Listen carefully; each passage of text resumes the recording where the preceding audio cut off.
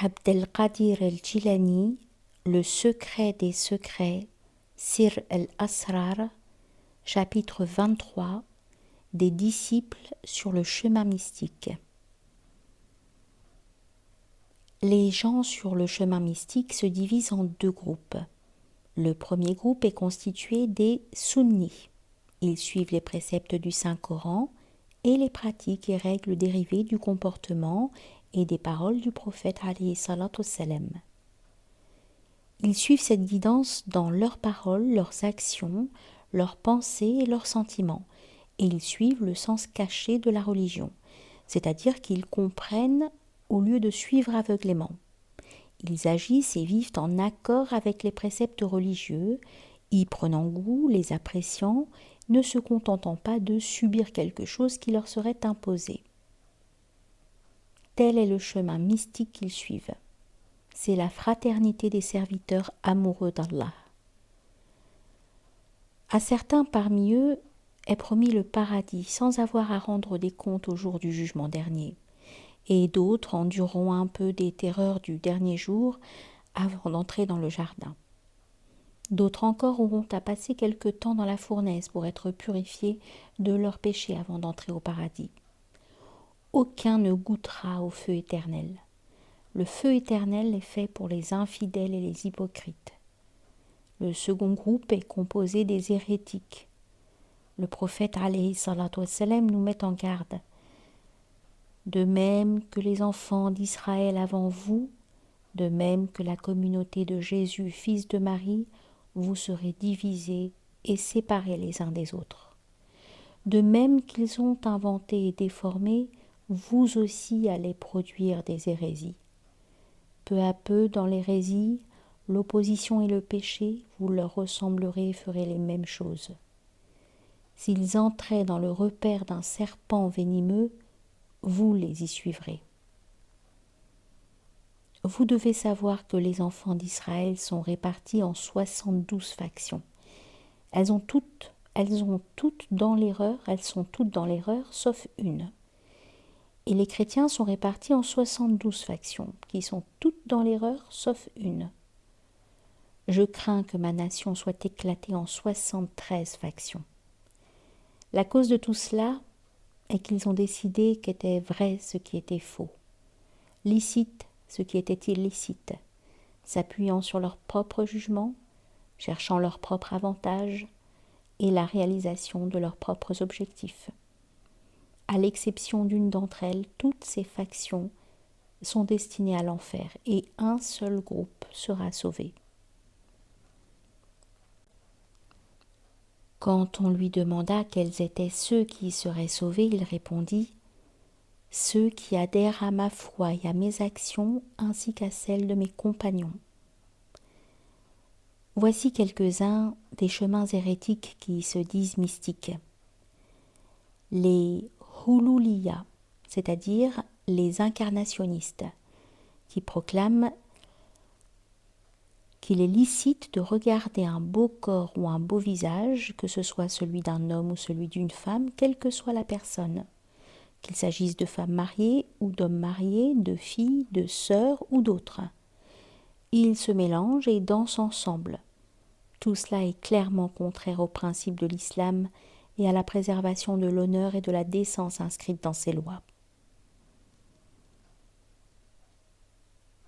Il y a ceux qu'on appelle Haliya, qui cherchent à entrer en extase en chantant, dansant, criant et en frappant dans les mains. Ils proclament que leurs chirs sont à un niveau tel qu'ils sont au-dessus de la juridiction des lois religieuses. Cela ne correspond certainement pas au comportement du bien-aimé d'Allah, qui en toute chose se conformait aux lois religieuses. Les Awliyaïya, qui prétendent être dans la proximité d'Allah et affirment que lorsque le serviteur s'approche d'Allah, toutes les obligations religieuses lui sont retirées. Ils proclament également qu'un wali, quelqu'un qui est proche d'Allah, devient son ami et devient donc supérieur à un prophète. Ils disent que la connaissance divine est venue au messager d'Allah par l'intermédiaire de Gabriel, que la paix soit sur lui, alors que pour le wali, elle vient directement. La vision erronée qu'ils ont de leur état et ce qu'ils s'attribuent constitue leur plus grand péché, qui les détruit et les conduit à l'hérésie et à l'infidélité. Les Shamuraniya croient que la parole est éternelle et que quiconque prononce la parole éternelle n'est pas lié par des obligations religieuses. Pour eux, il n'y a pas lieu de distinguer licite et illicite. Ils font usage d'instruments de musique dans leurs rituels.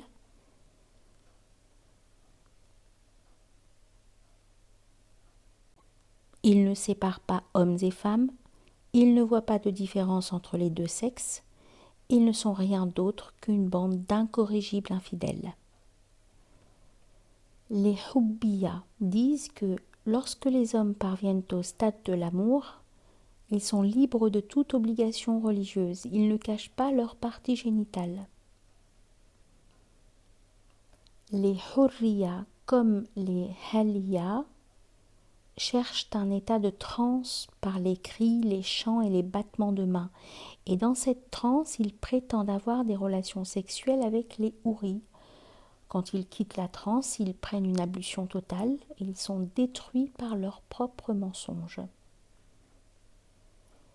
Les Ibahiya refusent de préconiser les bonnes actions et d'interdire les mauvaises.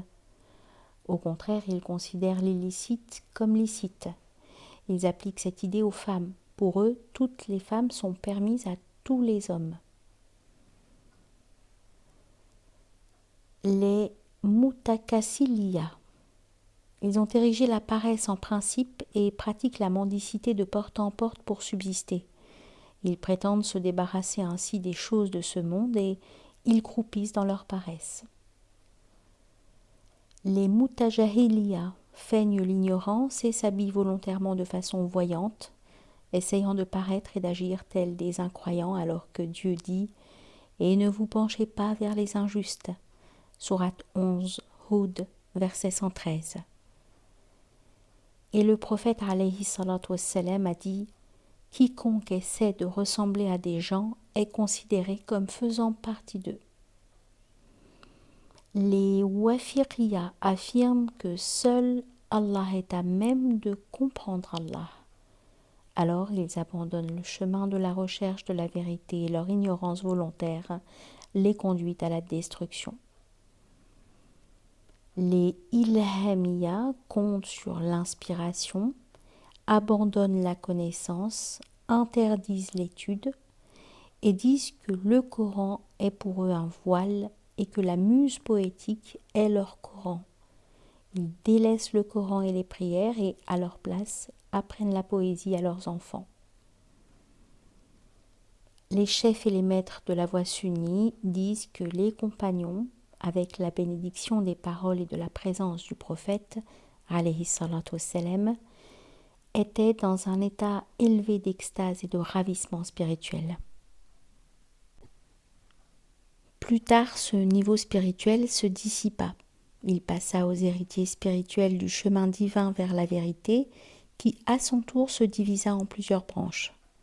Il se divisa en tant de cellules que la sagesse et l'énergie s'affaiblirent et se dispersèrent.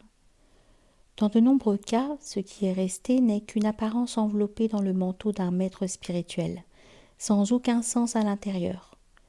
Même dans cet état de vacuité, la multiplication et la division ont continué, provoquant l'hérésie. Certains devinrent kalandari, des mendiants vagabonds, d'autres devinrent haïdari et prétendirent être des héros. D'autres encore s'intitulèrent Adami et prétendirent suivre Ibrahim Adam dans son abandon du sultanat de ce monde. Il y a ainsi beaucoup d'autres. À notre époque, ceux qui suivent le chemin de la vérité en accord avec les règles religieuses sont de moins en moins nombreux. Les vrais disciples de cette voie se reconnaissent à deux indices. L'un est un témoignage extérieur qui montre que la vie quotidienne du chercheur est consolidée par les règles et pratiques religieuses. Le second, le témoignage intérieur, est celui que le chercheur suit, prend comme modèle, par lequel il est guidé. En fait, il n'y a pas d'autre modèle à suivre que le prophète alayhi salatu wassalam, qui est le moyen, le pont, et en même temps le chercheur et la vérité qu'il cherche. Son Esprit Saint est indubitablement le seul intermédiaire. C'est la loi qui doit être respectée pour que se perpétue l'ordre religieux dans la vie du vrai croyant. Une autre possibilité est qu'un être saint qui incarne l'héritage de la spiritualité du prophète alayhi salatu wassalam peut accorder au chercheur la bénédiction de sa présence matérielle. Vraiment, le diable ne peut endosser la forme de notre prophète alayhi salatu wassalam. Fais attention, ô voyageurs sur le chemin de la vérité. Que l'aveugle ne soit pas le guide de l'aveugle. Ta vue doit être perçante au point que tu puisses distinguer la plus infime particule de bien de la plus infime particule de mal.